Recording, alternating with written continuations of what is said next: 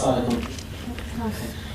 after this professional original presentation on this topic, I just wanted to ask, why do you think there are so few non-Uyghur sisters who are active, and visible on the kind of diversity, who are especially, non-Uyghur? And I mean, just to kind of make a point, looking at the back of the discovery, the this event, all 3 of the Muslim speakers who are invited to events are Uyghurs.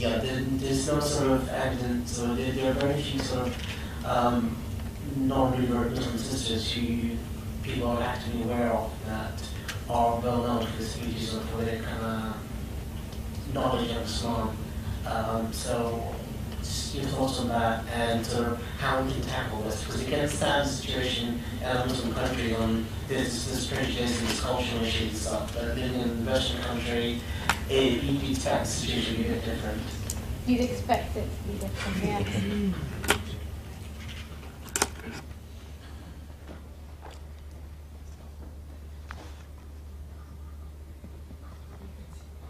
Is it okay if I ask 2 questions? You can ask one and then afterwards, if there's time, you can okay. ask another. Thank you very much indeed for the valuable information that you have given to us. My question, from your experience, what are the benefits that you have got when you converted to Islam and you were not able to have it before when you were not Muslim? Thank you very much.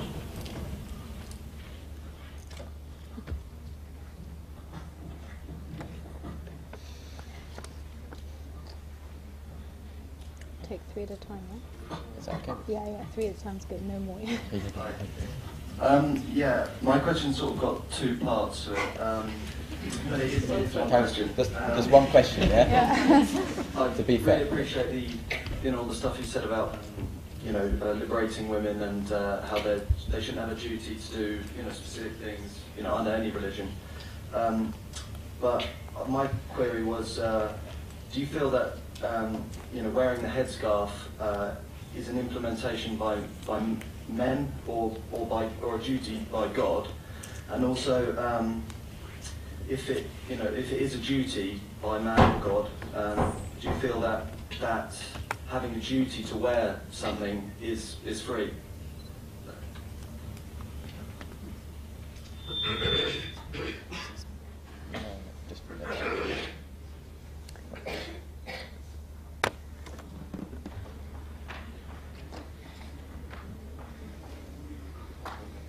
Well, thank you. The first question was about the lack of sisters, and I suppose specifically non-revert sisters on the scene. In my experience, to be able to be a public speaker, you have to have been given a certain level of self-confidence through the support of your family and your peers. And you need to not conceive of yourself as somehow lacking.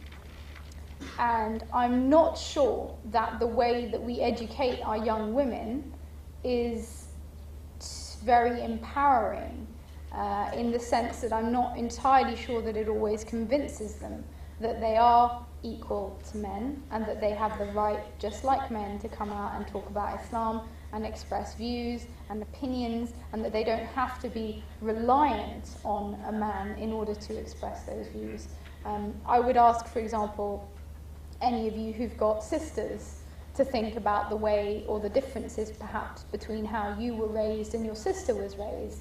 Of course there are exceptions, but I think in a lot of cases a lot of the things that build confidence in young people, including really basic things like sports.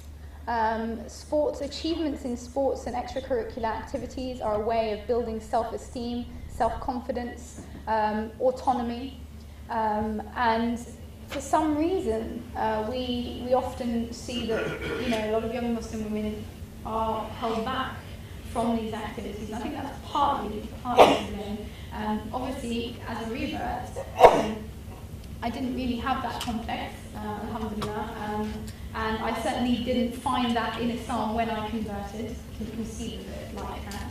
Of course, meeting the community was a different affair, but you know, the text itself, I didn't find that to be true, and I think perhaps that might explain partly. The benefits of being a revert.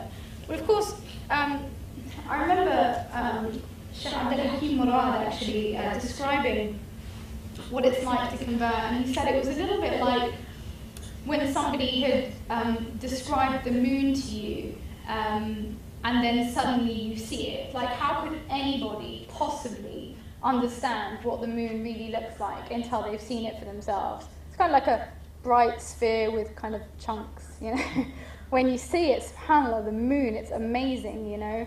And I suppose realizing that there is a spiritual side to yourself is possibly the most fulfilling thing that you could ever discover about yourself. Realizing that there is a form of nourishment, spiritual nourishment, that you hadn't accessed prior to that. Of course, that's hugely rewarding. And I think, you know, I grew up in a very, I think like a lot of young women, a lot of pressure to compete with men in all spheres, including in the workplace, for example, so that I felt the need to keep up with the achievements of my male peers in terms of job success and that sort of thing. And I do think that, in that sense, a lot of women who perhaps don't have the insight from the Islamic perspective of the reward that you get from choosing to look after a family at any point in time, whether it be for, you know, a small amount of time or an extended period, feel very guilty about taking that time out. There's a lot of pressure on women not to take time for family. Certainly I know friends of mine who have had to hide pregnancies from their workmates so that they would get a promotion, you know, because they want to be considered alongside their male peers, but if they're pregnant, this works against them. So, of course, suddenly an aspect of your femininity which you are entitled to, and you shouldn't just be entitled to, you're doing a service to humanity, you're reproducing the human race, you have a right to be recognized for that. And yet, you know, we're penalized for it. You know, women who take, instead of taking the 6 months, which they should, you know, take 2 years with their first child or second child or whatever, then come back to work and there's a lot of hostility, you've let the team down. You know, I think from the Islamic perspective, the idea that there is huge fulfillment to be found in those roles and it's not something to be demeaned is something very refreshing.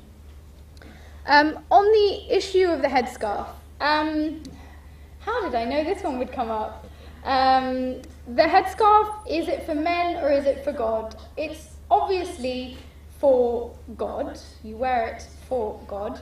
And I definitely reject the idea that the concept of modesty, which the headscarf is only one small part of, I do like to point that out, because people tend to make a whole religion out of the headscarf when actually the idea is to dress modestly, and then there are certain criteria for that. But the concept of modesty applies both to men and women. It's not an exclusively female affair. And though there may be difference in the manifestation of that modesty, there are equal or exactly the same requirements in terms of how one behaves. So we have to lower our gaze, we have to dress modestly, we have to effectively have a certain level of decorum in our interaction. But I certainly do not wear the headscarf because I think that men can't control themselves, which is a cliche that one hears very regularly. Rather, I think that there is a very natural tendency to focus on the outer rather than on the inner, and that the concept of modesty is a means of blocking that in certain situations. So that is to say, there is a very perfectly natural and healthy outlet for those, for that instinct, if you like, to appreciate the outer. But certainly in the public sphere, that's not what we hope the primary focus would be on. And now, of course, the question that always comes, and presumably would be your second part of your question, would be, well, why do women have to wear the headscarf and men don't? Because a lot of people like to ask that one. And I usually answer that one by saying, I don't know if you've ever read a women's magazine, maybe Vogue or any other. I'm sure you have. Come on, once or twice in the doctor's surgery, yeah? And how many or what percentage of the images in a women's magazine would you suggest were of women? Now, I've actually done statistical analysis of this, so I can tell you that it happens to be over 95%, sometimes far more than that. Women like looking at women. Now, what percentage of men do you think there are in men's magazines? Yeah? Statistically irrelevant is the answer. Less than 1%. Yeah? So the clever people who make an awful lot of money out of exploiting what seems to be a natural tendency for both men and women to prefer looking at women seem to understand something which a lot of other people don't seem to want to understand or pretend they don't understand, which is that women are beautiful, and this can become a slightly obsessive focus on beauty if our entire society premises female success on living up to that ideal. And so, as women, we can say, actually, we choose to limit that aspect by dressing modestly, and of course the headscarf is just one aspect of that. You know, you can of course be modest without a headscarf, not saying you can't. This is just, if you like, it's the cherry on the cake. You still have a cake if you don't have a cherry, but you don't have a cake if you just have a cherry. Yeah? Think about it. Sorry. We'll take 3 more questions from the floor. Please raise your hand. Any more questions? Raise your hand. Okay, we'll have that lady there.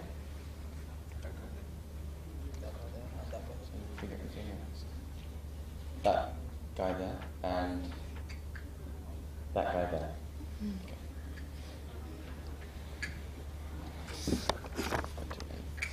Yeah, it's fine, yeah. It's my favourite part. Hello. Alhamdulillah, I'm still done. Thank you so much. Thank you.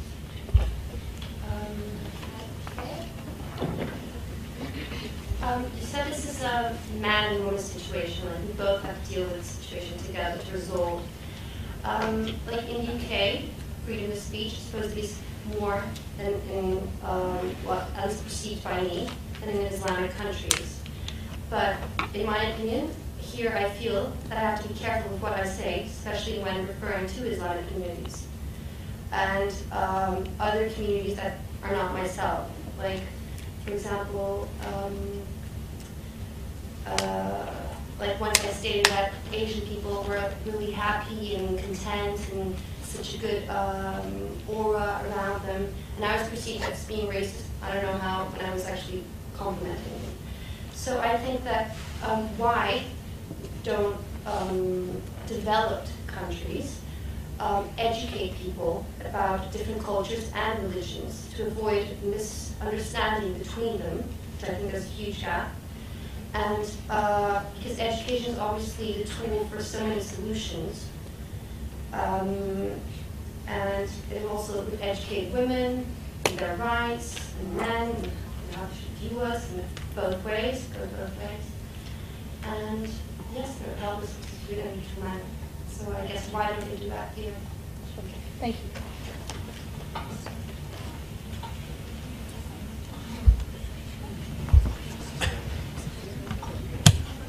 Jazakallah, sister, for the enlightening talk.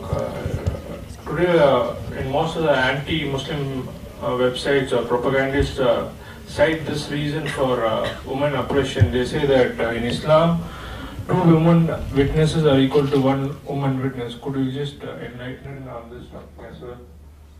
Yeah.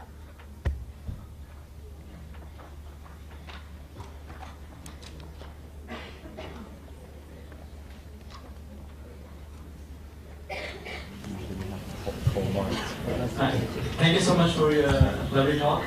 Just a quick question. You did mention that there was a particular sheikh that you mentioned who gave a talk at Oxford where you mentioned that it's not obligatory for women to, household work. Yeah. So was that his opinion, or is it part of the Quran and Sunnah that women should not or doesn't have to do household work?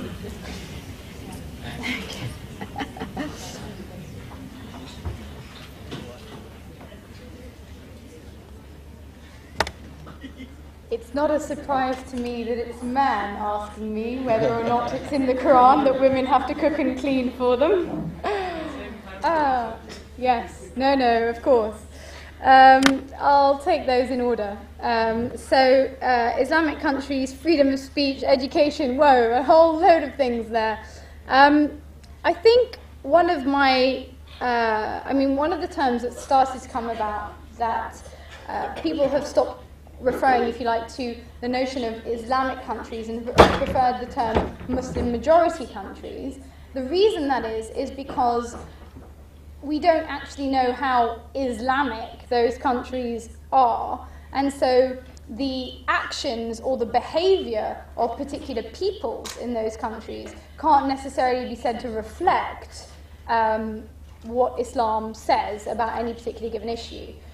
So, for example, on the issue of freedom of speech, I think it is absolutely impossible to understand the reaction of people in Muslim-majority countries to things like the Danish cartoons without understanding history, which is to say, Europe historically and America recently have been seen as colonial, imperialist powers, have been colonial and still are imperialist powers, which have imposed their will, be it territorial expansion or cultural expansion, on developing countries, which many or most Muslim majority countries are.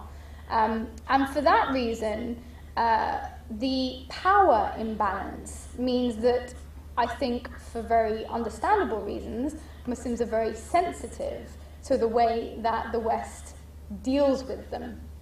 There's a big history there. There's a lot of, there's a lot predating the Danish cartoons. They didn't come in a vacuum, yeah?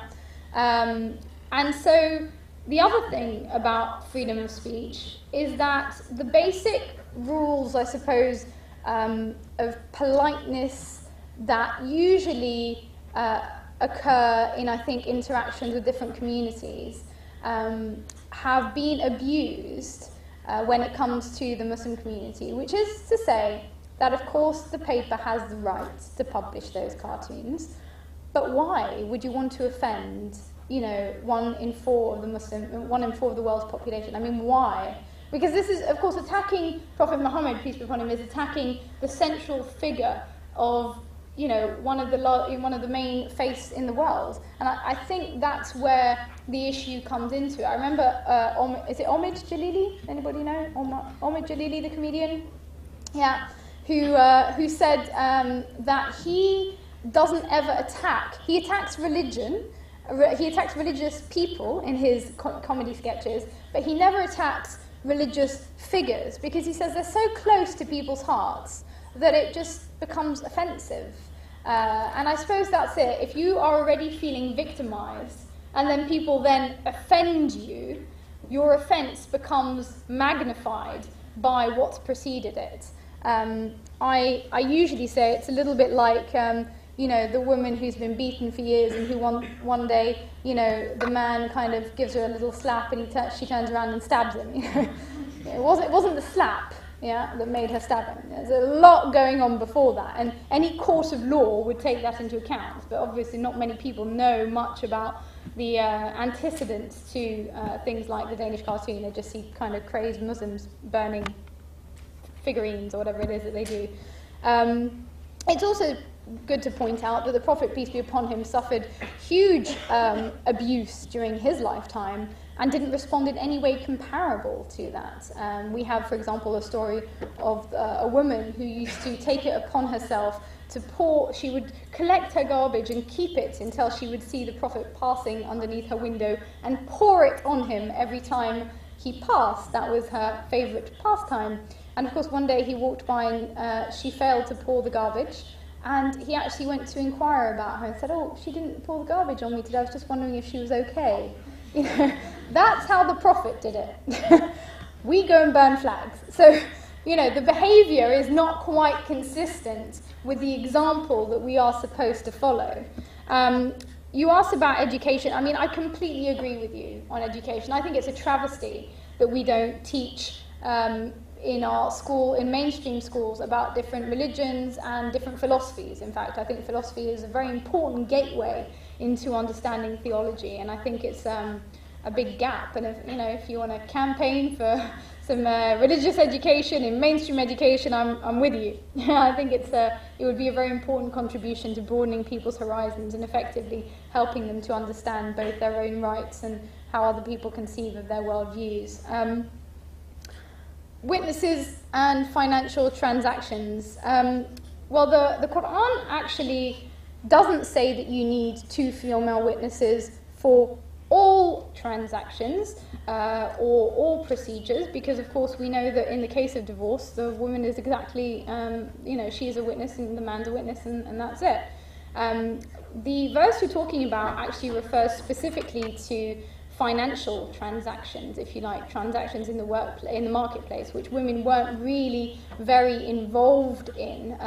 You've got to remember, at the time of Islam, not many people were literate, and not many women were literate, and very few women were engaged in those types of transactions.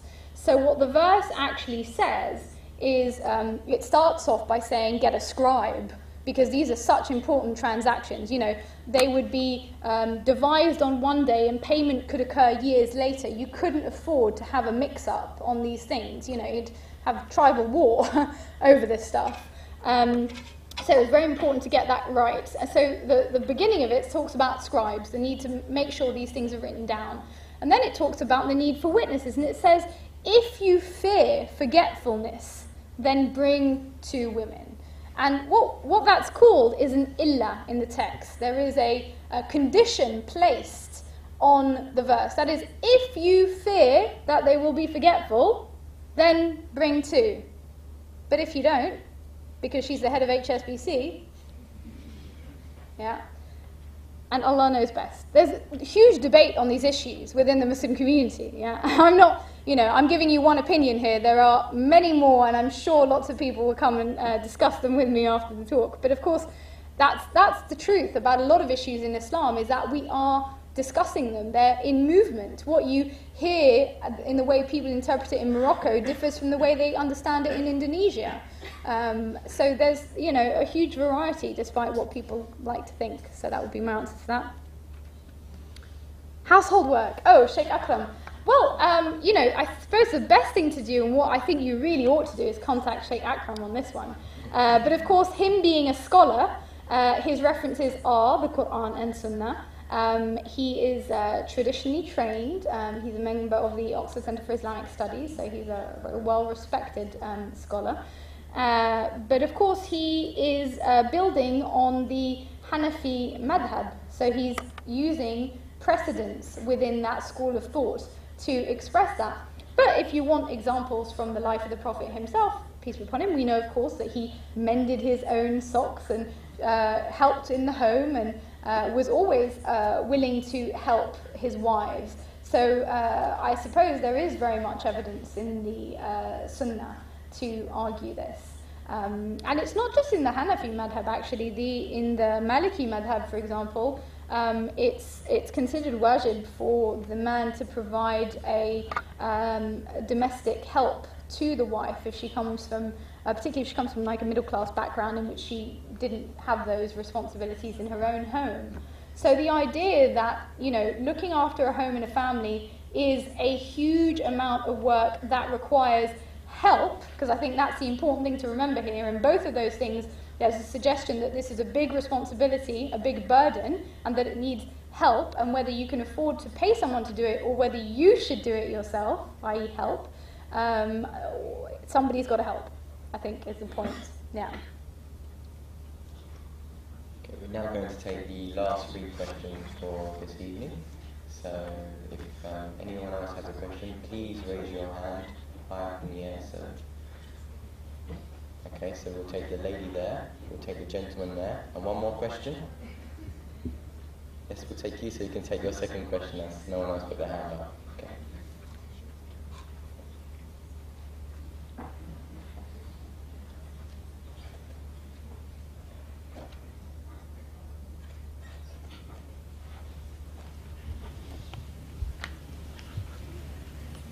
It's just the little question was in my mind is you said little mention for the honor killing. So I just want to ask, I was watching the television last week, so it was a news from Pakistan. It's like some areas they are doing the honor killing. So what was the woman, she just killed by an honor because somebody has killed her, the other person whose name was Ahmed, and instead of him, the other lady was killed by her. So I don't know, is in Quran, what did you say, like honor killing is a right, is there is a law that we have to kill somebody, like if somebody killed his family member?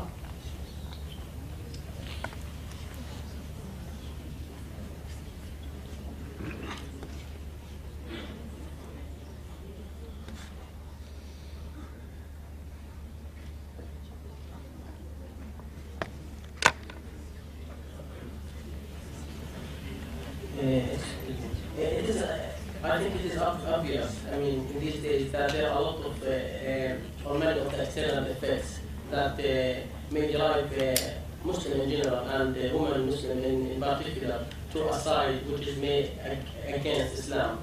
So I would like to ask you kindly, what is your message or your advice for those, for our mothers and sisters and daughters who could face these effects?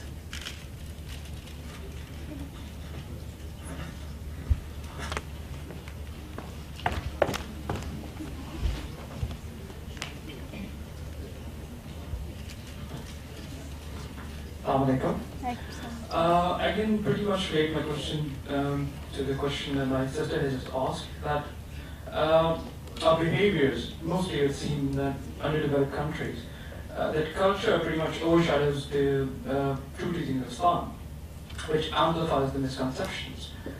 I want to ask us, what is the remedy? How can a clear picture can be portrayed that helps dissolve these misconceptions and perhaps give a much clearer view?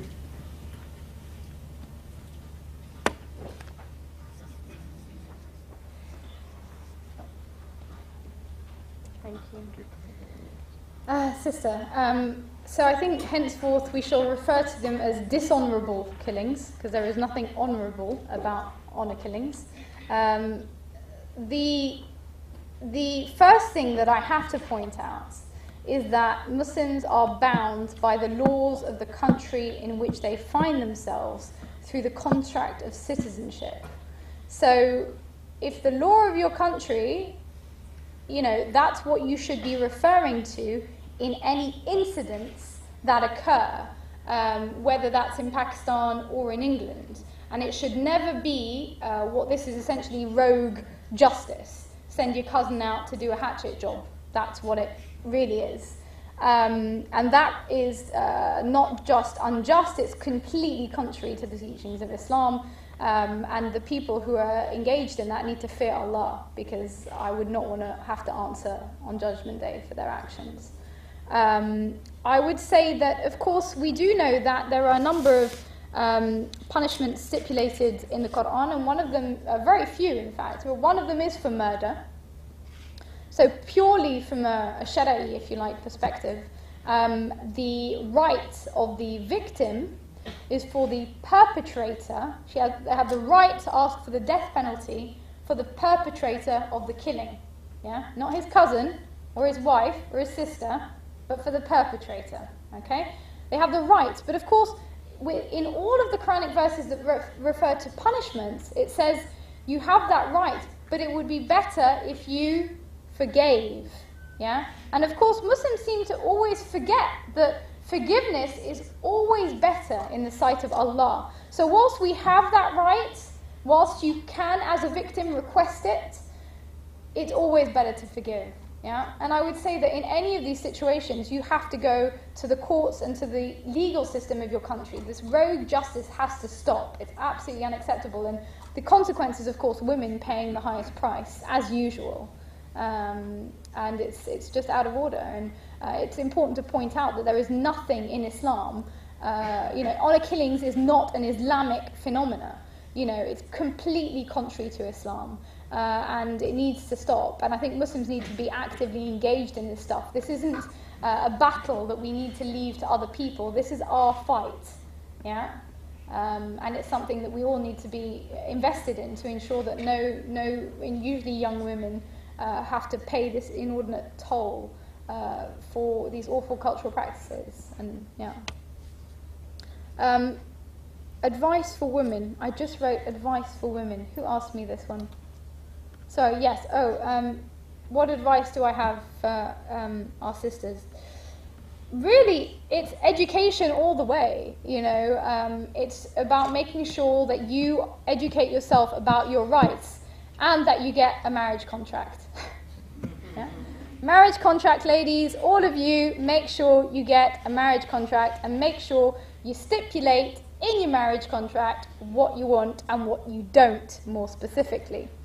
I think it's very important that women realise that marriage contracts, that's their right to have a marriage contract, and you are fully within your rights to stipulate all sorts of things within that contract. So it's very important that you are aware of your rights so that you know what you can do and what your rights effectively are. And that's something that I saw when I was living, for example, in the Middle East, is that I would talk to women who'd be complaining about something, and I'd say, well, but in Islam they're not allowed to do that. And she said, really? Oh, are you sure? He told me we are. Sorry to rock the boat. But yeah. Okay, sure, yeah. So in Islam, we don't view, of course, marriage is the joining together of these two souls. But we understand that by the virtue of human nature, things can get complicated, and we've got something called a marriage contract, in which you can make lots of stipulations. It's a little bit, I suppose, like a prenup. Yeah, it's, I suppose, a Muslim version of a prenup, in which you can stipulate all sorts of things, including standards of living, what you expect from your husband, and you can specifically put things in there, such as, I don't want him to remarry. Yeah, he can't have any more wives. Yeah, did you hear that, sisters? Yeah. Okay. So, of course, if you want him to have more wives, then you don't tick that box. Yeah. So I'll come back to you if that's like. Oh, it's about this one, is it? Okay, go for it.